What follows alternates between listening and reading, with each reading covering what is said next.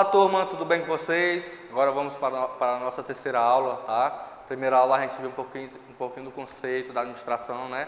As competências, o nível estratégico lá das organizações, tática operacional. Já na segunda aula a gente começou a estudar um pouquinho sobre as escolas da administração, com a escola Administração Científica, no qual teve um grande pai, né? Um autor daquela escola chamado Frederick Taylor, né? Agora nessa terceira aula a gente vai continuar com a escola, mas com a escola Teoria das Relações Humanas, tá? Ou também chamada abordagem humanística, tá? Que o seu grande autor é chamado Elton Mayo, beleza? A administração científica, galera, olhava mais as tarefas, né? Mais as tarefas, ênfase nas tarefas, olhava mais os colaboradores, o que eles faziam para produzir aqueles produtos, peças e serviços, né? Já na teoria das relações humanas, a galera já vem mudando o seu conceito. Então, a ênfase sai das tarefas e passa para as pessoas, né? Nós, seres humanos, de fato, tá bom? Ele já não nos vê como um cara mecânico, mecanicista, né? Mas sim um cara, o quê? Colaborador, que tem sentimentos, tá bom? Vamos lá, abordagem humanística. Da onde ela surge?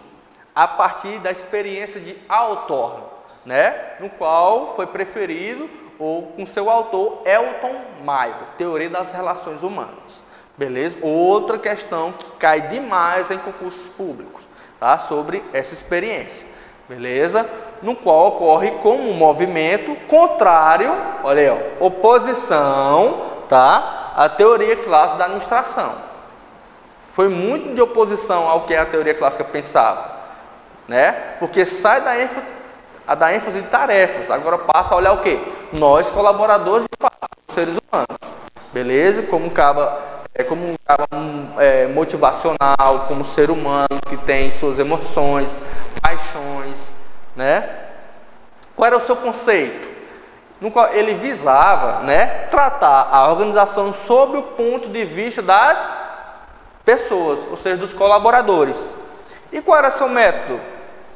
Visava sempre a eficiência organizacional, observando quem? O indivíduo, pessoa e o grupo no qual ele se relacionava, tá? Por isso que dá-se o nome abordagem humanística, beleza? Então, em decorrência da teoria das relações humanas, há o que? O homem social. Senhores, a escola de administração científica tem um termo bastante chamado Homo economicus, tá? De novo, porque visava o que, professor? Apenas o que os colaboradores faziam de fato, como é que eles trabalhavam de fato. Já na abordagem humanística, sai esse termo Homo economicus, tá? E entra esse outro termo, chamado o homem social, tá? O indivíduo, você e o grupo no qual eu me relaciono, tá? Olha aí, ó. Os trabalhadores são criaturas sociais complexas. Por que complexa?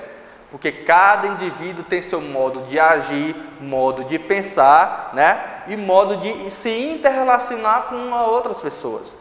Segundo, as pessoas são motivadas por necessidades humanas, né? E alcançam suas satisfações por meio dos grupos sociais no qual eles se interagem.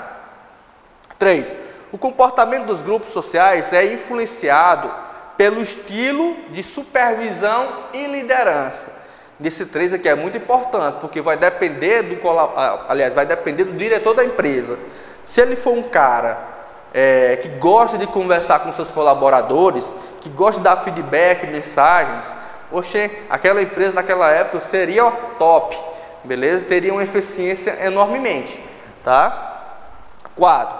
As normas sociais do grupo funcionam como mecanismos reguladores do comportamento dos membros. Então, a partir disso, foi a decorrência, né, da experiência de Hawthorne. O termo social também é bastante relacionado ao indivíduo e grupo, com quais são as pessoas. Tá. Senhores, a experiência de Hawthorne se divide em 4 fases. A primeira fase, o Elton Maio pegou vários colaboradores, né? Por exemplo, aqui, vou botar aqui, pegou 30 colaboradores, dividiu em dois, ou seja, um grupo de 15, outro grupo de 15, e colocou em uma sala, né? Ele conversando com eles, pegou 15 pessoas e levou para a outra sala, ou seja, ficou duas salas, uma com 15 e a outra com 15. O que vai diferenciar essas duas salas?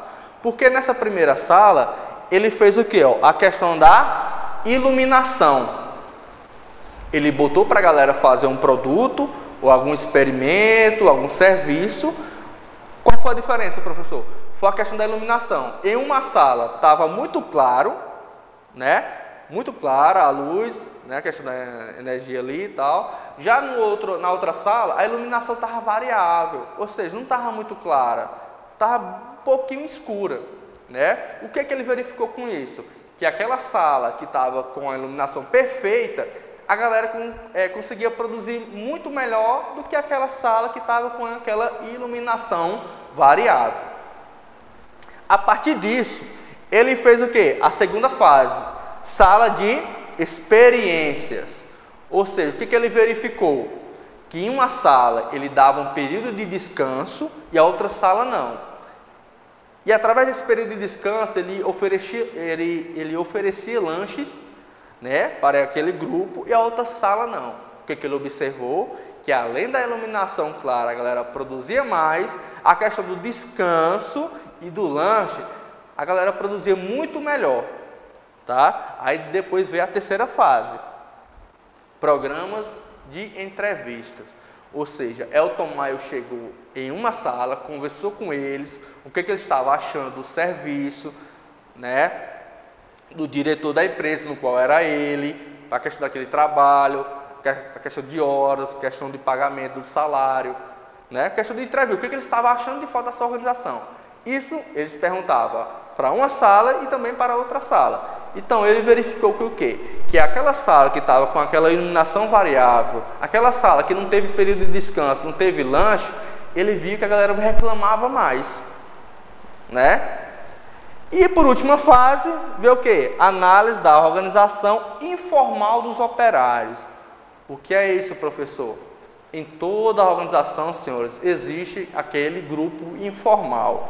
Ou seja, eu trabalho em um setor de RH, um grupo formal, e você trabalha num setor de marketing, por exemplo, e a gente acaba se conhecendo no nosso trabalho, a gente pode sair e comer um espetinho ali na esquina, por exemplo. Ali já é um período o quê? Informal. E isso ele notou lá nos Estados Unidos, né, com essa experiência, que dentro da organização havia também grupos informais, ou seja, aquelas pessoas que se conversava mais, se interagia mais, tá entendendo? Então isso foi as 4 fases da experiência de Alton, que é bastante importante, né, na organização e também nas provas públicas.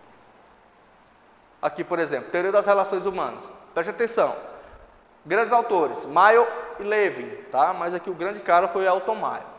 Qual foi o seu período de estudo? Em 1930, ou seja, na década de 1930, mas exatamente em 1932, que foi de fato essa experiência, esses estudos, beleza? Quais eram os seus princípios? A organização é formada por pessoas, tem a delegação de autoridade, ou seja, quem estava lá ainda no topo era superior aos demais, confiança de abertura, ou seja, confiança de diálogo, né, de conversas, e dinâmica de grupo, no qual isso aqui nada existia na teoria clássica. ênfase nas pessoas, surge tudo como motivação, liderança e redes de comunicação. Está vendo como as coisas já foi mudando? A galera já vê nós como pessoas de fato, com emoções, né, com sentimentos. Tinha a questão da humanização à administração, democratização à administração e também seu sistema o quê? Social. Então todas as escolas têm suas críticas. Quais eram as críticas que dá a abordagem humanística? Que tinha uma visão simplificada do indivíduo ainda, com motivação, liderança e rede de comunicação, eles ainda eram o quê? Tinha uma limitação sobre aquele indivíduo. Limitação do campo de aplicação, questão da experiência de Alton, né? Porque ele pegou apenas uma empresa, dividiu apenas em 4 grupos, no qual ele poderia fazer muito mais testes, né? Parcialidade nos resultados, né? Às vezes eles eram muito parciais, tá? O qual a gente hoje tem que ser muito imparcial, beleza? A gente às vezes se aproxima daquela pessoa por amizade e tudo mais, e a gente leva ela para a nossa empresa. Você está sendo o quê? Parcial. Você não pode ser assim. Você tem que contratar o melhor, ser imparcial. Enfoque, né, manipulativo das relações humanas, tá? Então, dentre esses fatores, né, a gente finaliza essa aula, tá bom? Com essa conclusão da teoria das relações humanas, no qual sai a ênfase na tarefa, teoria clássica, e agora entra, né, a ênfase nas pessoas, a abordagem humanística, no qual já viu o lado humano, tá? A questão da motivação, lideranças e feedback, entre o estratégico lá em cima e o operacional lá embaixo. Então, até a próxima aula.